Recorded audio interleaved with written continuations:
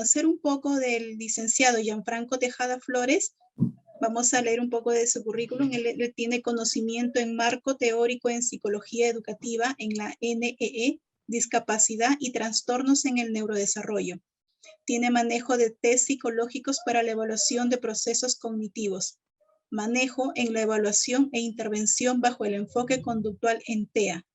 Conocimientos en temas de discapacidad e inclusión social. Además, manejo del área de trastornos del neurodesarrollo manual DSM-5 y de la clasificación internacional de funcionamiento de la OMS en el año 2001.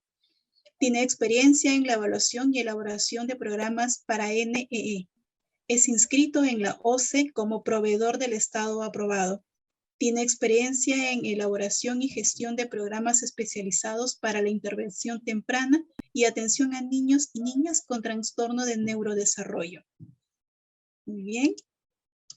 Licenciado, muchas gracias por estar con nosotros. Le hacemos mención nuevamente a los asistentes que apaguen su audio y faltando 5 minutos para que acabe toda la ponencia, podemos realizar todas las preguntas por escrito. Le doy el pase, licenciado. Gracias por estar con nosotros. Buenas tardes con todos. Muchas gracias por la invitación. Y bueno, vamos a entrar en materia, ya que tenemos una horita para poder desarrollar el tema. Si me pueden permitir compartir pantalla, por favor, para hablar un poco más con un apoyo visual en cuanto a la intervención en TEA. Entonces, vamos a empezar con el tema. Estamos hablando sobre el impacto en la cuarentena en niños y niñas con TEA. Este es un tema complejo, ¿sí? Y al hablar sobre la evaluación e intervención, pues tiempo nos va a faltar definitivamente. Pero va a ayudar mucho que podamos tocar el tema con algunas pinceladas para que puedan tener algunas nociones sobre dónde están los puntos álgidos al abordar esta situación en la condición tan particular de la pandemia y la cuarentena que implica. A ver, vamos a ver primero. Cuando hablamos de niños con TEA, tenemos que ver bien la definición que tienen. Primero, los niños con TEA son aquellos que están dentro del desarrollo, ¿no? Ahora, ¿qué son los trastornos del neurodesarrollo? Son un grupo de afecciones, ¿no? Que producen déficits en el desarrollo evolutivo, ¿no? Que pueden ir de cosas muy específicas como limitaciones en el aprendizaje o el control de las funciones ejecutivas, como a dificultades más globales, como el de habilidades sociales en general, o también de la inteligencia, ¿no? Estos trastornos de neurodesarrollo inician durante el periodo desde los 18 años y puede ser precoz su inicio en algunos casos. En otros casos, la aparición puede ser posterior a los primeros meses de vida, ¿no?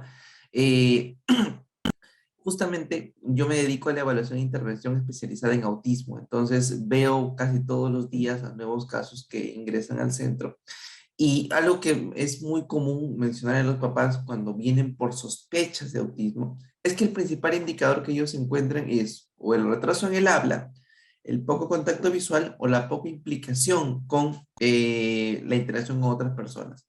Y muchos de ellos mencionan que, sobre todo en el retraso del habla, notan que su niño iba teniendo un desarrollo normal, esperable en su desarrollo del lenguaje, balbuceo, primeras palabras, pero notan que hay como una especie de estanco en alguna edad específica, llámese el año, 2 años, 6 meses. Y a partir de ahí, como que pierdan el interés por interactuar, dejan de verbalizar las palabras que ya tenían y demás, ¿no? Entonces, el inicio puede ser precoz en algunos casos, pero no en todos. Ahora, los trastornos de neurodesarrollo se caracterizan por producir deficiencias en el funcionamiento. Y eso es algo muy importante. Algo que yo converso mucho con los papás que empiezan la evaluación diagnóstica conmigo, es explicarle que si bien existen avances en cuanto a marcas genéticas, a la heredabilidad del autismo y a intentar encontrar algún tipo de rastro genético o biológico de alguna otra manera para poder detectarlo precozmente, actualmente la evaluación del autismo no tiene biomarcadores. Es decir, no puedo tomar una prueba de sangre, una tomografía, un electroencefalograma y con esa información confirmar o descartar si una persona tiene autismo. El único modo de hacer un diagnóstico fiable hoy en día por parte de los psicólogos es con observación conductual. Observación conductual estructurada con indicadores claramente definidos y que tienen que mantenerse en el tiempo. Entonces, desde ya ustedes pueden advertir que hay algunas consideraciones para efectos de la pandemia, ¿no? Muchos de los niños que vienen a evaluación, que han venido a evaluación este año, por ejemplo, no han tenido la misma interacción social o los mismos espacios de interacción que otros niños. Niños de 3, 4, 5 años que no han podido ir al nido desde el año pasado y este año, ¿no? Lo cual supone una deprivación de estímulos sociales que también van a impactar en el desarrollo del niño. Entonces, cuando hacemos la evaluación del autismo, una idea que yo les estoy dando, es que si vamos a evaluar uno de los capítulos que es comunicación e interacción social, debemos de tener mucho cuidado y tomar en cuenta que parte de los indicadores que podemos ver en esta área pueden estar afectados por este contexto de deprivación social en el cual el niño no ha tenido muchos espacios de interacción, donde no ha podido asistir a un colegio presencialmente y no ha tenido la oportunidad de asimilar las normas de convivencia, como pasaría con niños de generaciones anteriores, ¿no? Entonces, el concepto de funcionamiento no alude necesariamente a la maduración de las estructuras orgánicas, sino a los aprendizajes que yo tengo y que me permiten ser independiente en mi contexto. Ahí yace el principal impacto de los trastornos del neurodesarrollo y, en consecuencia, también el del trastorno del espectro autista.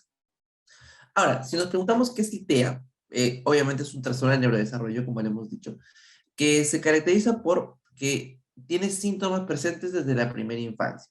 Estos síntomas limitan el funcionamiento, como ya dijimos. Y los indicadores que tienen se pueden tal vez encuadrar en dos áreas, ¿no?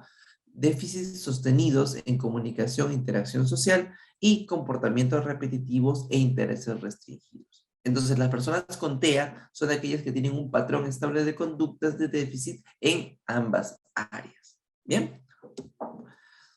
Muchos preguntan sobre la causa del TEA, ¿no? Y es bueno que nosotros también la conozcamos porque si hacemos evaluación e intervención, necesariamente tenemos que hacer psicoeducación, ¿no? Actualmente existe una multicausalidad de factores, ¿no? Desde factores endógenos como la herencia genética y los factores epigenéticos a factores exógenos como eventos prenatales, perinatales o postnatales.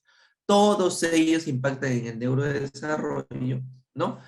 Sumado a otros tipos de estímulos relacionados más al entorno.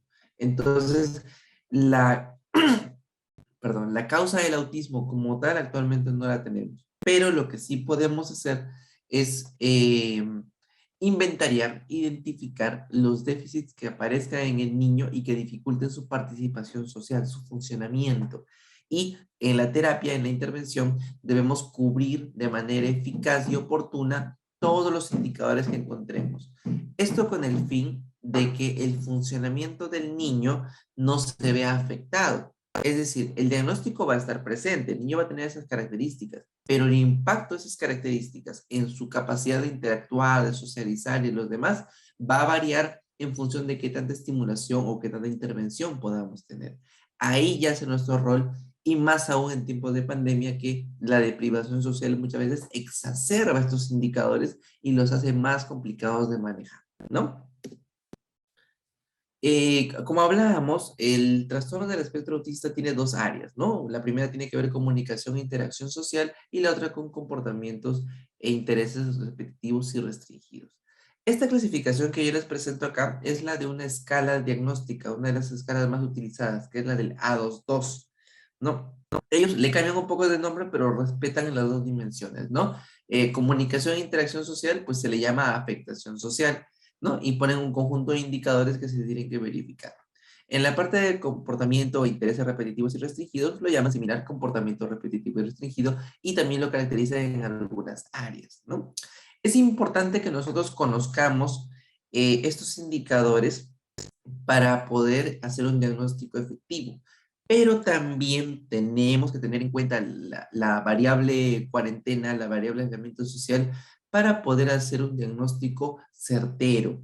Han llegado muchas veces a consulta niños con dificultades en la interacción y comunicación social, que luego de un periodo corto de pandemia remitieron los síntomas. Y eso fue debido a que sus dificultades, las dificultades por las cuales vinieron a la terapia, se referían más a una deprivación estimular que a un trastorno del neurodesarrollo. Lamentablemente, con este contexto, la línea que diferencia uno de otro es más delgada. Entonces, tenemos que tener mucho cuidado al momento de dar un diagnóstico para que esto nos ayude a tener una intervención adecuada. Bien, ahora, cuando hablamos de evaluación e intervención, es importantísimo y totalmente necesario que tengamos claro cuál es nuestro marco conceptual y filosófico, ¿no? Y es bueno que cuando una persona tiene la intención de hacer una exposición, una ponencia, pueda dejarlo en claro desde el inicio, porque así se va a entender mucho más la terminología la que utiliza o también el enfoque que le da a una problemática como es la intervención en la funcionalidad del autismo. Yo como conductista, yo soy conductista, entiendo que las personas de orientación cognitiva o psicodinámica, entre otras, tienen otro modo de enfocarlo, encuentran otras causas. Entonces, si nosotros intentamos contrastar la definición y las áreas que ellos proponen con las mías, definitivamente vamos a encontrar diferencias. Pero es importante que yo explique los conceptos que yo uso para intentar encontrar puntos comunes y ver al final de cuentas cuál es el mejor modo de intervenir para mejorar la funcionalidad de los niños. Que al final ese es el fin de toda intervención, ¿no?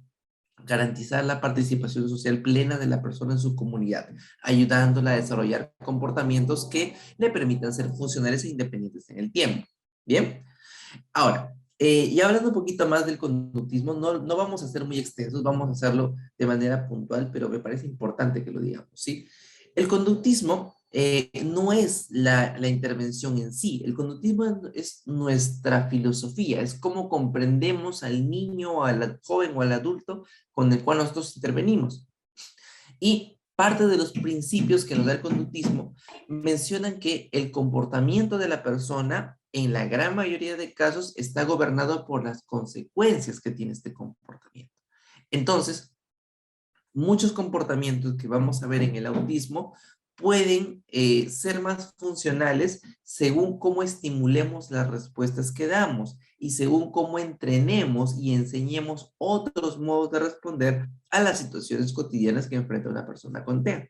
Bien, por eso es importante conocer el conductismo, porque es la filosofía con la cual nosotros comprendemos a la persona con la que vamos a trabajar.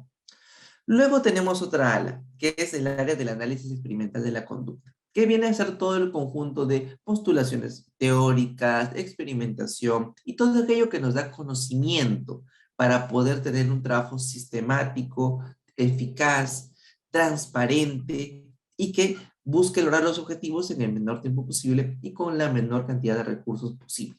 Es decir, ser eficaz, ¿no? Y por último tenemos al ACA, el análisis conductual aplicado, o en inglés ABA, ¿no? Es a veces el más conocido porque es el ala tecnológica, ¿no? Digamos que es todo el conjunto de procedimientos, programas y test que nosotros desarrollamos para poder mejorar nuestra práctica clínica, nuestra práctica de intervención. Entonces, lo que nosotros vemos cuando vemos sobre el conductismo en TEA es ACA, es análisis conductual aplicado. Y es de lo que vamos a hablar hoy día. Primero, el análisis conductual aplicado es una tecnología. ¿Qué es tecnología? Conocimiento aplicado para solucionar dificultades.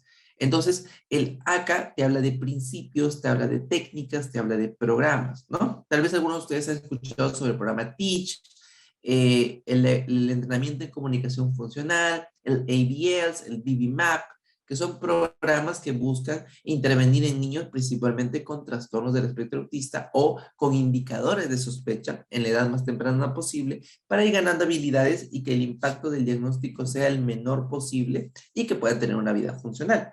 Entonces, cuando hablamos de análisis conductual aplicado, hablamos de todo ese conocimiento ya puntual, directo a la intervención o a la evaluación que estamos desarrollando con los conocimientos del análisis experimental de la conducta y en el marco filosófico del conductismo. Me parece importante poder explicar esto de aquí ya para entrar en materia práctica. Es que El enfoque que tenemos los conductistas es un enfoque que busca ser científico, ¿no? El análisis conductual busca ser una ciencia que explique bajo los parámetros de las ciencias naturales el comportamiento de los organismos, en este caso de las personas. Y como justamente son los propósitos de la ciencia, tenemos tres principios: descripción, predicción y control. Entonces, nosotros cuando intervenimos, sobre todo en niños con TEA, lo que buscamos es que más allá del diagnóstico que tenga la persona, entendamos a qué se deben las conductas que aparecen en ella, ¿no? ¿Qué estímulos ambientales están facilitando o dificultando que aparezcan conductas? Bien, en cuanto a la predicción, nos referimos al análisis funcional, es decir, entender qué estímulos del ambiente están provocando o mitigando la aparición de conductas, de manera que nosotros podemos hacer unos ajustes y podemos predecir que esta conducta va a variar. Y con respecto al control, nos referimos a causación. Es decir, una vez entendidas las variables implicadas, nosotros podemos intervenir sobre estas variables para que el niño desarrolle habilidades que le puedan servir en su día a día. Bien, por lo menos este es el marco que nosotros proponemos porque conocemos, porque entendemos que es el modo tal vez más eficaz, más organizado, más transparente, ¿no? Que incluso permita conocer a una persona que no ha conocido del conductismo, entender nuestros lineamientos, nuestros motivos y cuál es nuestra propuesta de intervención, ¿no? Mientras más claro sea, es mejor y favorece a la interdisciplinaridad. Ahora, la terapia del análisis conductual aplicada en autismo y otras patologías es una ciencia dedicada a la comprensión y mejora de la conducta humana. El objetivo de esta ciencia es describir, predecir y controlar, tal como decimos nosotros, ¿no? Describir los eventos observados que se pueden cuantificar y clasificar en relación con la persona u otras situaciones, predecir qué y cuándo ocurre una conducta, no puede ocurrir otra. Esto demuestra que hay una conexión entre eventos. Y control se refiere al control de las relaciones funcionales de la conducta para tener un mayor nivel de comprensión científica. Ahora, hay una pequeña información que yo recogí hace poco de un manual, no sé si ustedes la conocen, que es la CIF, la Clasificación Internacional del Funcionamiento, que es un manual que propone la OMS para abordar la discapacidad y la funcionalidad. Esto es importante, ¿sí? Porque nosotros al ser psicólogos, y asumo que las personas que están viendo esta intervención o están interesados en este tema es porque o bien ya han intervenido antes o tienen interés en conocer la intervención, la evaluación y cuál es la perspectiva en el trabajo de población con TEA. Lo que te dice esta clasificación internacional de funcionamiento es que el bienestar general de la persona no se puede enmarcar solo en un plano de salud de enfermedad, ¿no? Tú puedes estar sano, pero puedes no ser funcional, ¿no? No necesariamente estás orgánicamente enfermo, no necesariamente estás lesionado físicamente, pero psicológicamente puedes encontrar trabas para no desarrollarte como usualmente tú esperas, ¿no? Entonces ahí empieza a aparecer otro plano más. Ya no hablamos solo de si una persona está sana o enferma, sino hablamos si es funcional o está vivenciando discapacidad, ¿no? Entonces, la funcionalidad es la capacidad de responder con eficiencia a las necesidades de mi entorno. Por ejemplo, yo soy un adulto de 30 años, soy psicólogo, me dedico a trabajar en psicología y cuando a mí me invitaron para poder hacer esta capacitación, esta charla, yo vi que yo soy capaz de utilizar las plataformas virtuales como el Zoom, puedo utilizar el PowerPoint, tengo acceso a ciertos libros y puedo leer para comprender y armar mi presentación. Más adelante que ustedes tengan algunas preguntas, seguramente podré darles alguna orientación con base en mis conocimientos. Eso me hace funcional, ¿no? Si yo no tuviera alguna de esas habilidades, difícilmente podría cumplir con mi labor más docente de psicólogo, ¿no? Si no podría manejar medios digitales, si no podría utilizar correctamente el lenguaje oral, tendría dificultades, ¿no? Entonces, la funcionalidad es un momento en el que tú estás, un momento en el cual tú puedes responder eficazmente a todo lo que demande tu entorno, ¿no? Y esta funcionalidad no necesariamente depende de que estés sano o enfermo. Hay personas que tienen condiciones médicas, por ejemplo, una persona ciega, ¿no? Que la ceguera es permanente. pero con ciertos software pueden utilizar tranquilamente una laptop, pueden redactar textos en Word, pueden trabajar en áreas administrativas o produciendo textos, y más allá de la condición orgánica que tengan, que es un déficit orgánico, son funcionales, ¿no? Entonces, quiero que tal vez rescatemos esto. La funcionalidad y discapacidad son otro plano de intervención aparte de la salud y enfermedad, ¿no? Entonces, cuando nosotros trabajamos en niños con TEA, no buscamos curar, entre comillas, el TEA, porque el TEA no es una enfermedad, es una condición de vida. Entonces, el TEA no está en el rango de salud de enfermedad, está en el rango de funcionalidad y discapacidad, ¿no? Si funcionalidad es la capacidad de poder responder con eficiencia a todas las necesidades del entorno, la discapacidad será una situación en la cual yo encuentro barreras para responder a esas necesidades del entorno. Y justamente la clasificación internacional de funcionamiento nos da la definición que tenemos aquí en la diapositiva. La discapacidad es una condición, es una situación que surge de la interacción entre dos cosas. Las condiciones de salud permanentes, en el ejemplo que le estaba dando la persona que es ciega, el déficit visual, con su entorno. Cuando las condiciones de salud permanentes interactúan con un entorno que no está pensado para mí, yo encuentro barreras para participar de la sociedad. Entonces, imaginemos que pues, yo soy una persona ciega, ¿ok? Soy una persona ciega y yo tengo que dar una ponencia en este momento. Y yo tal vez no tengo la capacidad de poder ver mis diapositivas, pero tengo unos apuntes en braille, ¿no? Entonces, y también tengo una laptop que tiene un software que me permite escuchar o leer la pantalla con voz, ¿sí? De manera que yo me puedo orientar en, estoy dando la tecla correcta, estoy utilizando el comando correcto y demás. Si yo tengo esas adecuaciones en mi entorno, yo puedo desarrollar la actividad de dar una ponencia, dar una clase. Entonces, más allá de que yo tengo condiciones de salud permanente, de déficit visual, mi entorno me permite participar de la sociedad, me permite ser una persona funcional. ¿Bien? ¿Por qué hablo de todo esto de la discapacidad, si parece tan lejano al tema original? Porque nosotros como psicólogos tenemos la labor de evaluar e intervenir para garantizar la participación plena de la persona. ¿Cómo lo hacemos? Garantizando el aprendizaje de conductas socialmente relevantes. Entonces, no solo hablamos de un conjunto de técnicas cuando hablamos de análisis conductual aplicado, sino de un modo global de comprender la naturaleza de las personas. Es decir, por qué hacen las cosas y con esa información poder establecer conductas socialmente relevantes que le ayuden a vivir mejor. Ahora, este enfoque no tiene que ser solo de la psicología, puede ser compartido por un terapista de lenguaje, un terapista ocupacional, un tecnólogo médico, el docente de aula que recibe este niño y nos permite tener un trabajo interdisciplinario. Por eso es tan importante que no solo hablemos de técnicas y técnicas como si habláramos de una receta para preparar un postre, sino tenemos que tener un enfoque claro, bien definido, pero que permita que otras especialidades también confluyan con nosotros y trabajamos articuladamente en la mejora sustancial de la calidad de vida de la persona que intervengamos. ¿Bien? Ahora, entrando en materia, ya vamos a lo práctico. Cuando hablamos autismo, si alguno de ustedes tal vez ha tenido la oportunidad de hacerlo, hacer una evaluación diagnóstica, lo que usualmente usan las personas son escalas diagnósticas, ¿no? Llámese el IDEA, llámese el test de CARS, llámese el MCHAT o QCHAT, llámese el A2, eh, ¿cuál más?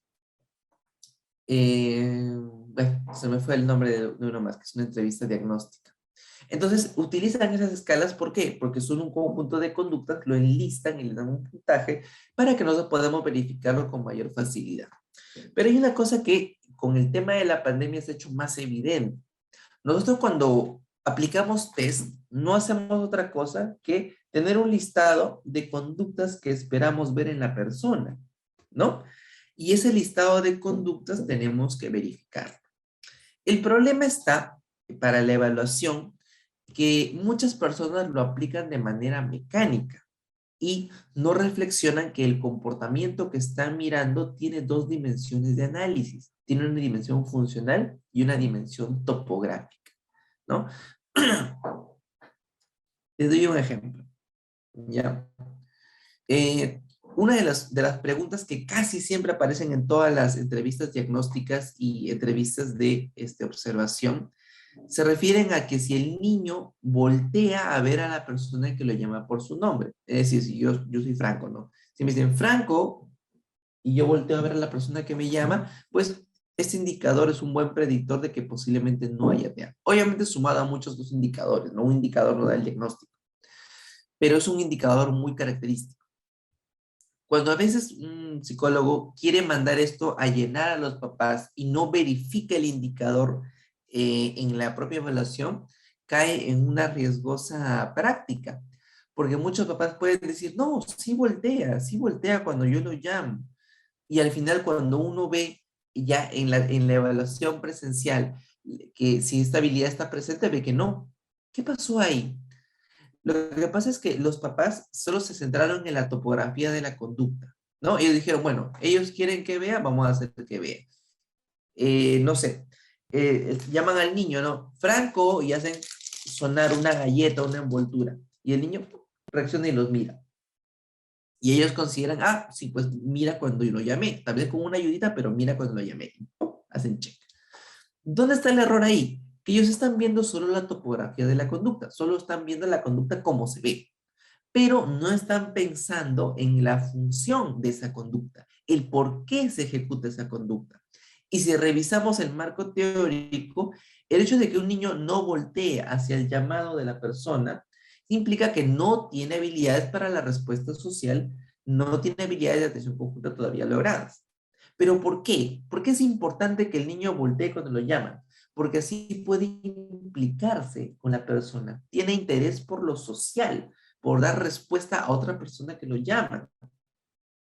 Una vez que me explican eso, yo entiendo plenamente que si yo le digo Franco y hago sonar un empaque, definitivamente no estoy midiendo bien el indicador, porque el niño está respondiendo o bien a mi llamado o bien al sonido de la envoltura de galleta, ¿no?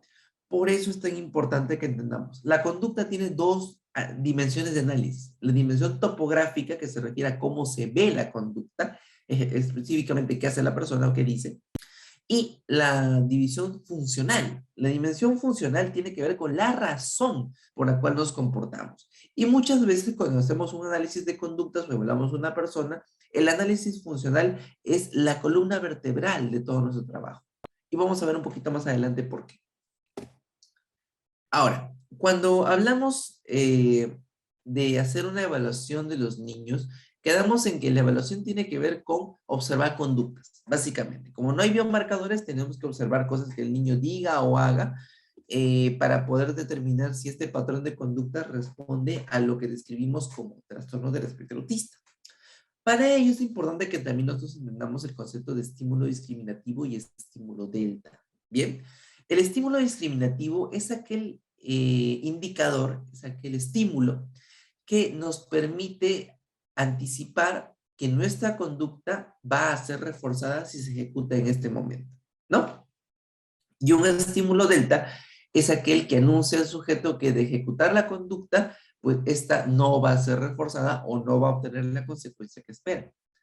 Un ejemplo de estímulo delta, ¿no? Un niño me ve con un vaso con agua y tiene sed. Apenas me ve con el vaso con agua, me dice agua y uno le da el agua. Entonces, la presencia de un vaso con agua le anuncia al niño que si dice agua, la recibirá. Igual, un bebé está en su cunita y de repente escucha que la mamá empieza a caminar cerca y empieza a llorar. ¡Ah! Y la mamá apenas escucha el llanto, va y lo carga o va y le da de amamantar, ¿no? Para el niño, escuchar los pasos de la mamá o tal vez ver a la mamá por ahí, le anuncia que si ejecuta la conducta de llorar, posiblemente será alzado, cargado, amamantado, mimado. Entonces, los estímulos discriminativos nos anuncian la presencia de un posible reforzador. A la contraparte, el estímulo delta es aquel que nos anuncia que nuestra conducta no va a recibir un reforzador. Por ejemplo, un semáforo en rojo. Un semáforo en rojo implica que no debemos cruzar porque si lo hacemos, posiblemente un carro nos atropelle. Entonces, un estímulo delta te indica cuándo te conviene no ejecutar la conducta. Bien. Por ejemplo, el hecho de que al inicio de la ponencia mencionen, por favor, apague todo su micrófono, guardamos silencio, también es un estímulo delta, porque la idea es que no haya muchas voces hablando en este momento para que la ponencia se pueda escuchar adecuadamente. Bien, eso es lo que tenemos que tener en cuenta. Ahora, algo que nos va a servir, y esto es motivo de cursos completos, así que no es mi intención reducir la explicación de esto y toda su complejidad, pero sí tenemos que hacer una pequeña introducción. Nuestra unidad de análisis, mejor dicho, es la triple relación de contingencia. Es decir, cuando analizamos comportamientos para un diagnóstico, para la intervención, para lo que queramos, siempre tenemos que considerar tres elementos. Lo que hace el niño, la conducta, el antecedente, que es el estímulo que puede disparar la conducta, y el consecuente, que es lo que viene después de la conducta y la hace más probable en el tiempo. ¿Bien? Ahora, esa es la triple relación de contingencia, ¿no? Por eso tiene tres elementos. Pero hay un elemento que no debemos de dejar de tener en cuenta, que son las operaciones motivacionales, ¿no? Las operaciones motivacionales son situaciones que pueden hacer más probable o menos probable la fuerza reforzante de un estímulo. ¿Qué significa eso? Que si, por ejemplo, en la intervención en niños con TEA, ¿no? Algo que pasa muy comúnmente, que los papás hacen pues en su afán de querer ayudar a su hijo o su hija, cuando el niño no habla, ¿no? ¿Qué pasa? Que en cualquier momento del día agarran los papás un objeto e intentan hacer que el niño repita y repita, ¿no? ¿Qué puedo decirte? No sé. Imagínate que agarran un peluche, como el que tengo acá, ¿no? Es un cuy, ¿no? Y van con el niño, a ver, di cuy, cuy, a ver, di cuy, cuy. Y ellos insisten, le piden que el niño repita, repita, y el niño no dice nada, ¿no? Un psicólogo que conoce bien los tres elementos de la conducta, antecedente, conducta y consecuente, se daría cuenta que el niño, al comienzo, va a empezar a mencionar palabras si es que el consecuente que viene le es de utilidad de alguna manera. Si el niño dice cuy y no le interesa el peluche, pues no va a recibir ningún estímulo que le interese. Caso muy diferente es que, por ejemplo, no sé, el niño esté comiendo unas papitas con sal y nosotros sepamos que ya está generando sed por la sal que está consumiendo y de repente mostramos un vaso con agua y le decimos agua. Es mucho más probable que el niño diga agua con tal de recibir el líquido. ¿Por qué sí funciona en este caso? Porque nosotros sí tuvimos en cuenta la operación motivacional, la situación previa de sed, presentar un antecedente que sea relevante para el niño, la presentación de un vaso con agua, darle un modelo para que ejecute la conducta de decir agua y al final brindar el consecuente que es que beba agua. Como esto fue articulado correctamente, es muy probable que en el futuro, cuando el niño vuelva a sentir sed y se le muestre un vaso con agua, el niño diga agua. ¿No? A diferencia del caso anterior en el cual no tenían en cuenta el posible consecuente o qué tan funcional puede resultar la conducta para el niño inmediatamente. Por eso es tan importante considerar la triple relación de contingencia como nuestra unidad de evaluación e intervención. Cuando nosotros, y así me permito aquí un rato retroceder, cuando hablamos de los indicadores para el diagnóstico de TEA, todo lo que ustedes ven acá son conductas. Señalar, hacer gestos, hacer contacto visual, dar expresiones faciales, mostrar, entonar vocalizaciones y verbalizaciones, hacer manierismos, aleteos y demás. Todas son conductas, pero nos interesa evaluar tanto cómo se ven, que es la topografía, como el motivo por el cual se ejecuta la conducta, que es la función. No podemos perder de vista ambas dimensiones de los indicadores, porque si no podemos caer en hacer un mal diagnóstico y la salud psicológica de la familia también depende de eso. Entonces tenemos que ser muy cuidadosos y muy serios al trabajar en este rubro. Ya mirando un poco más a la intervención, ¿no? Tal vez como les dije al inicio, no es solo que hablemos de técnicas y procedimientos y que uno lo aplique como quien aplica los ingredientes de una receta, ¿no? Hay que pensar, hay que tener consideraciones y hay que tener muy claros los principios de los cuales surgen estas recomendaciones para siempre utilizar un buen criterio. Entonces, el criterio central que nosotros manejamos en la intervención conductual es que una conducta que llaman muchos problemática es un comportamiento normal, es un comportamiento adaptativo. El problema es que este comportamiento no es bien visto como la mejor manera de solucionar un problema específico. Por ejemplo, tenemos a un niño que aún no tiene lenguaje oral y ve el agua. Entonces, cada vez que quiere agua, el niño grita, y hace su mano. Para mamá o para papá de este niño puede ser claro, quiere agua. Pero si este niño va a un colegio en su primer día de clases y quiere su agua y la pide de esa manera, difícilmente le van a entender a la primera lo que necesita. Entonces, este comportamiento que para el niño es funcional porque le servía para acceder al agua, en un contexto diferente no es nada funcional. Por eso tenemos que enseñar comportamientos que sirvan para cualquier escenario al cual se enfrente la persona.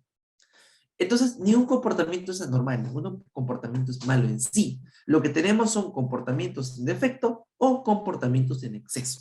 ¿Qué significa eso? Que el comportamiento se debe enfocar como algo que aparece menos de lo que se espera o más de lo que se espera. Un niño que no habla tiene un comportamiento en déficit. El comportamiento verbal de articular palabras, de expresar frases, no se está presentando, está en defecto. Y lo que tenemos que hacer con la intervención es aumentar su frecuencia, duración e intensidad, ¿no? Ahora, esos comportamientos que están en defecto o en exceso dificultan la adaptación al entorno. Por eso tenemos que ajustar su frecuencia, duración e intensidad para que esto ayude a que el niño se adapte mejor, que el niño responda mejor y sea más funcional. De esto quiero que se lleven una cosa. Ninguna conducta se analiza fuera de su contexto, porque ninguna conducta es mala por sí misma. Es menos adaptativa según el contexto en que se brinde. Por ejemplo, gritar.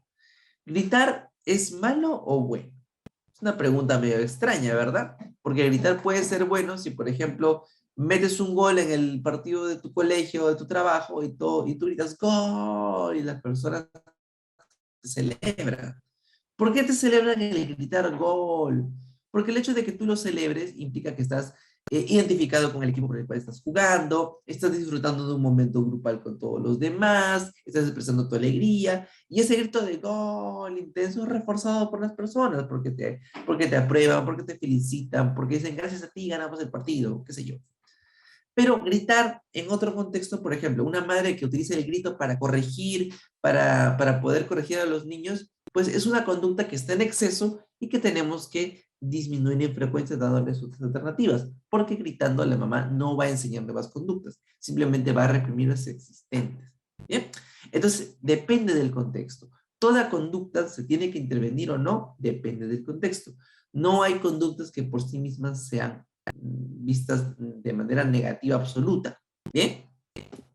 Ahora, ¿cómo funciona esto que decimos, ¿no? De que hay defectos y excesos. Bueno, cuando tú encuentres una conducta que aparentemente resulte problemática o dificulte la adaptación de la persona, lo primero que tenemos que identificar es cuál es la función de esta conducta y cuál es su topografía. Tal como hablamos hace un momento, cómo se ve y para qué le sirve el niño. Cuando identificamos ambos elementos, lo que tenemos que hacer es preguntarnos, ¿el motivo por el cual ejecuta la conducta es un motivo esperable dentro de un niño? ¿Es adecuado? ¿Es correcto? Si nuestra respuesta es sí, ese interés tiene que mantenerse, no tenemos que modificar la motivación del niño. Lo que sí tenemos que modificar es el modo en que el niño está accediendo a esa necesidad. Con esta intervención garantizamos que el niño se adapte mejor al entorno, que funcione mejor. Bien, vamos a ver un ejemplo, ¿ya? Igual, si yo les pregunto, ¿no? ¿Patear es una conducta mala o buena? Tienen que decirme, pues depende del contexto, como en el ejemplo anterior. Por ejemplo, patear una pelota para meter el gol y ganar el partido es una conducta deseable, ¿no? Por ende se refuerza socialmente, ¿no? Si yo pateo para meter un gol y meter el gol de la victoria en un partido, las personas me van a felicitar, van a estar más tiempo conmigo, van a alabar mi juego, qué sé yo, ¿no? Pero si yo, por ejemplo, pateo a un compañerito de mi salón para que me dé un juguete que está usando, vemos que esta conducta sí se puede analizar bajo el esquema de arriba.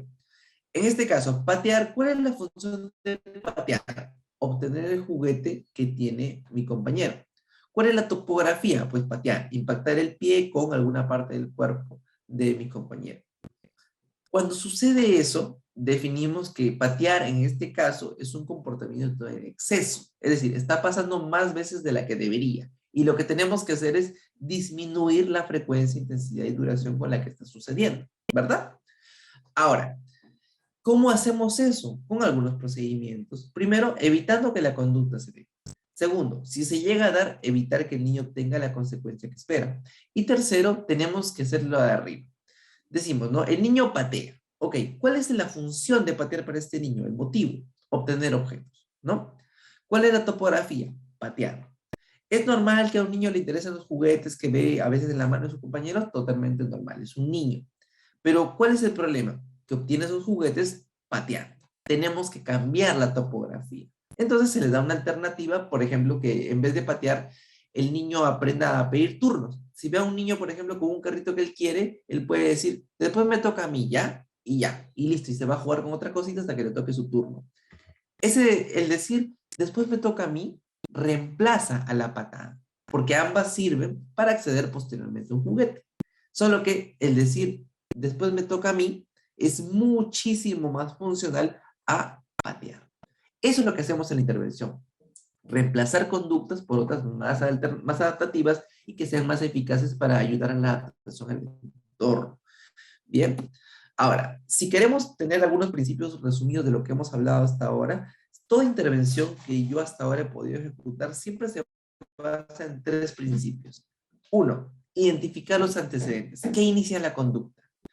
Dos, extinguir la conducta inadaptativa. Es decir, esta conducta problemática sigue apareciendo porque al niño le sirve para algo, ¿no? Este niño que patea sigue pateando porque cada vez que patea obtiene los juguetes.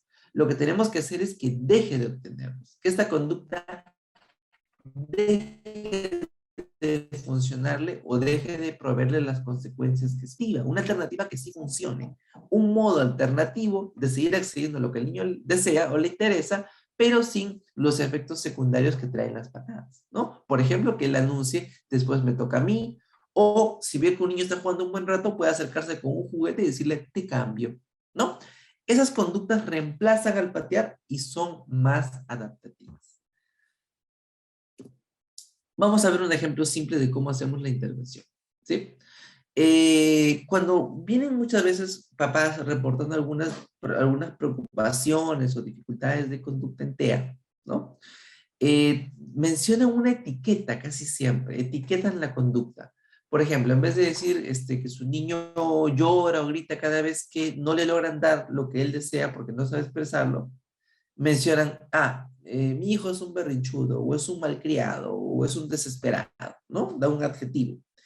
Entonces, que los papás reporten de esa manera los problemas de conducta no ayudan, porque para mí, un berrinchudo, desesperado, puede ser muchas cosas, y para el papá pueden ser otras cosas. No se define la conducta, ¿no? Lo que podemos hacer es pedirle que defina la conducta en contexto, que dé un antecedente, que dé una conducta y un consecuente. Cuando se le enseña eso para los papás, hacemos primero psicoeducación, los papás te pueden reportar de la siguiente manera un problema, ¿no? El antecedente. Cuando mi hija entra a la cocina y ve la alacena con los panes, ¿cuál es la conducta? Mi hija dice, y estira su mano hacia el pan y a veces al frugos, por ejemplo, ¿no? ¿Y cuál es la consecuencia? ¿Qué hacen los adultos? Yo se lo doy porque no para de pedir y a veces grita. Bien, ya tenemos ahí una conducta en contexto, ¿no? Este grito del sirve para obtener el pan o lo que la niña desee. Y el papá lo hace porque no quiere ver gritar a su hija, ¿no? Una vez que identificamos esos tres elementos, empezamos a preguntarnos, ¿cuál es la función de esa conducta? ¿Por qué la niña grita y estira la mano? Porque le sirve para acceder, por ejemplo, al pan. ¿Bien? ¿Y cuál es la alternativa que nosotros podemos proponer? Pues una que verbalice pan, para poder hacer la solicitud, o si no puede realizar, que utilice un pictograma, una imagen que les sirva para poder solicitar. En ambos casos, el decir pan o el dar una imagen con la figura del pan, ¿no? Algo así, le ayudaría a la niña a no recurrir al grito, al llanto, a la desesperación para pedir. Incluso le permitiría a la niña esperar un poquito más de tiempo desde que se le dé un reforzador que esté solicitando, ¿no? Y bueno, ya la intervención la dejo abajo, seguramente les van a facilitar ideas positivas para que la lean con más calma. Pero siempre ese es el criterio. No tenemos que satanizar ni criminalizar las conductas que tienen los niños. Tenemos que entenderlas en topografía y en función, en cómo se ven y en para qué sirven, para que le demos una alternativa más adecuada y le hagamos ver que esa alternativa es más eficaz para que el niño siga cubriendo sus necesidades e intereses. Bien. Una cosa para terminar. Desde que empezó la pandemia y la cuarentena consecuente, muchos psicólogos tuvieron que reinventarse. Llevaron sus terapias en línea, empezaron a atender con protocolos, fueron a casa, ¿no? Y es evidente que las cosas han cambiado, ¿no? Lo que a veces no cambia, y sería bueno reflexionar, sería bueno que este espacio sirva para hacer una pequeña reflexión, es que una familia inicie un proceso de evaluación o terapéutico o de terapia es altamente demandante, ¿no? Requiere tiempo, paciencia, mucha ansiedad de los papás por los resultados o por el avance de los niños. Y si le sumamos a esto la situación de pandemia, de cuarentena, de posible desempleo, de siempre estar expuestos a un posible contagio, de no poder sacar a su niño como quisieran, es una situación muy problemática. Entonces, los psicólogos podemos aportar a mejorar, aunque sea un poquito esa situación, teniendo en cuenta algunas consideraciones. Primero, los padres no están libres todo el día. Tienen cosas que hacer, trabajos en casa, teletrabajo y demás. Segundo, hay una justificada preocupación por la incertidumbre del aislamiento social y la pausa de las intervenciones. A muchos niños les cortaron de golpe las intervenciones cuando empezó la pandemia y luego de meses pudieron retomar. Y en esos meses han retrocedido y los papás han sentido que todo el esfuerzo que se hizo hasta ahí, pues se perdió, ¿no? O se echó al agua. Entonces hay que saber lidiar con esa sensación, hay que saber acompañar para que los papás no se desmoralicen y puedan ser participantes activos en la terapia de los niños. No todos manejan los nuevos medios digitales en comunicación. Hay que tener paciencia, hay que dar opciones para que los papás puedan manejarse bien, sea por una plataforma como Zoom o sea por otras plataformas como los teléfonos o hacer videos. Hay que tener paciencia y hay que poder psicoeducar. Segundo, o cuarto, perdón, no sobrecargar con formatos y ver el modo más eficaz de obtener información, ¿no? Cuidar con un niño de trastorno de neurodesarrollo es altamente demandante, demanda tiempo. Muchas veces el papá o mamá que se dedica más al niño tiene que dejar su trabajo, no duerme bien, no se alimenta bien. Entonces, ese tipo de situaciones recargan a la persona. Entonces, un psicólogo que solo piensa en recargar de actividades y exigir a la familia, no es otra cosa que hace que las familias agarren aversión al proceso terapéutico. Y en periodos de pandemia es mucho más notorio. Bien, el escenario actual hace que la familia sea la ejecutora y el psicólogo el asesor y entrenador. Esto principalmente va para las personas que hacen teleasistencia o teleterapia, ¿no? Cuando hacemos teleterapia tenemos que ver que nosotros ya no somos los interventores, somos entrenadores de la familia. Y es la familia quien va a continuar con la intervención. Entonces tenemos que ser muy pacientes porque la familia no conoce sobre intervenciones, no conoce sobre procedimientos, sobre redacción de objetivos, sobre técnicas para incrementar o decrementar conductas. Hay que enseñar y hay que tener paciencia. Y también hay que hacerle ver a las familias los avances que tienen para poder ir reforzando su participación activa en el proceso terapéutico. Bien. Debemos de cuidar de ambos miembros, no tanto de la familia como del terapeuta, ¿no? ¿Cómo se cuida el terapeuta? Organizando bien sus formatos, gestionando sus tiempos, cubriendo la mayor cantidad de información durante la entrevista y no después para no sobrecargarse, hacer instructivos o tutoriales para que los usuarios sepan cómo llenar los formatos. Es lo que yo hago. Yo grabo videos llenando algunos formatos o pidiendo información previa antes de la primera sesión de evaluación. De manera que los papás ya vienen con una idea clara de qué vamos a hacer y con información que ya pueden tener a mano. Así aceleramos el proceso de evaluación y le damos más espacio a la parte en la cual observamos al niño, en la cual lo evaluamos presencialmente y directamente, ¿no? Y tal vez algo muy importante que no tiene que ver con la pandemia, sino con una buena práctica responsable de la psicología, es planear objetivos pertinentes, enfatizando en la capacitación a la familia, en la psicoeducación. Ahora, ¿cómo se cuida la familia y cómo nosotros ayudamos a que la familia cuide su salud psicológica? Organizar la rutina diaria y dedicar un tiempo delimitado a la intervención. No todo el día van a estar en intervención. Por lo menos la familia no. Es una sobrecarga para personas que no tienen experiencia previa en intervención. Tomar un tiempo fuera para los papás es necesario. Tenemos que normalizar que los papás puedan decir, estoy cansado, estoy abrumado, quiero hacer una pausa. Y aquí los psicólogos tenemos también un papel importante, porque muchas veces nosotros exigimos y damos la idea implícita de que el papá siempre tiene que estar dispuesto, siempre con energías, siempre sonriente para la intervención. Y la intervención es desgastante, es cansada muchas veces. Y tenemos que normalizar que el papá pueda pedir un tiempo fuera también de esto. Y por último, tenemos que separar tiempo para actividades personales e ir un paso a la vez. Es bueno educar a los papás para decirle que también tiene que seguir dedicándose a sus aspectos personales para que no mezcle el proceso de terapia con su vida personal. Eso hace que sea menos desgastante porque el papá diferencia un momento de trabajo y un momento en el cual se puede centrar en cosas ajenas a la terapia. Bien, con eso tengo toda la información que les quería brindar. Quiero agradecerle mucho por la atención que han tenido, por la invitación al Colegio de Psicólogos. Y si por un caso tienen alguna duda o pregunta que yo no puedo absolver por el tiempo, pueden buscarme en Espacio de Aprendizaje. Es una página de Facebook que yo he creado principalmente para absorber dudas de manera interna para psicólogos y para padres de familia que requieren una orientación. No tiene ningún costo, es gratuito. Lo que sí les advierto es que yo no publico muchas cosas. Más que nada la creé para que por medio de libros podamos mantener una comunicación y pueda ayudar en lo que me sea posible. Bien. Muchas gracias. Muy agradecida, licenciado, por su participación. Por favor, a los asistentes, ¿alguna consulta que deseen hacer? Pueden escribirla por el chat, por favor, para poder leerlo.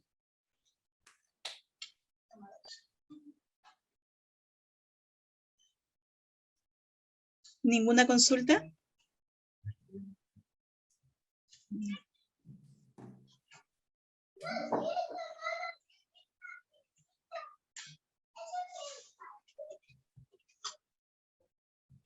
Muy bien, al parecer no hay ninguna consulta. Le agradecemos, licenciado, por su participación. Manuel, por favor, si puedes visualizar el diploma. Perfecto, ahí está. Muchas gracias, licenciado Tejada. Esperemos pronto contar con usted. Muy agradecida. Gracias a ustedes. Muchas gracias. En unos minutos más retomamos la conferencia.